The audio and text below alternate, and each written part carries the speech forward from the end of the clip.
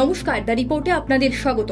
সরকারি হাসপাতালের পর এবার প্রশ্নের মুখে সরকারি হোমের নিরাপত্তা ব্যবস্থা। বহরমপুরের কাজী নজরুল ইসলাম হোম থেকে 4 কিশোরের নিখোঁজ হওয়ার ঘটনায় স্বভাবতই আতঙ্কে হোমে থাকা অন্যান্য কিশোর কিশোরীদের অভিভাবকেরা। সূত্রে খবর, বছর দেড়েক আগেও এই হোম থেকেই প্রায় 11 জন কিশোর নিখোঁজ হয়ে যায়। তবে সে ঘটনার পরেও যে টনক নড়েনি হোম কর্তৃপক্ষের, তা 4 কিশোরের নিখোঁজের ঘটনায় আরও একবার প্রমাণিত হলো। এক অভিভাবকের অভিযোগ, তার মেয়ের সঙ্গে দেখা করতে গেলে নাকি দেখা করার অনুমতি মেলে না হোম কর্তৃপক্ষের তরফে। ঠিক কি অভিযোগ তার, শোনাবো। হ্যাঁ, আমরা বাচ্চাকে দেখতে এসে, আমার মেয়ে আছে 4 দিন থেকে। না দেয় না, বলে না এখন হবে না, দেখা করা হবে না, আসা যাবে না।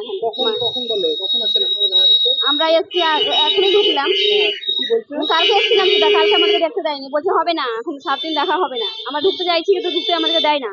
নিরাপদ মনে হচ্ছে না, তো দেখাই দিচ্ছে না। এখান থেকে বাচ্চা পালিয়ে যাচ্ছে, তাই নিরাপদ জায়গা না।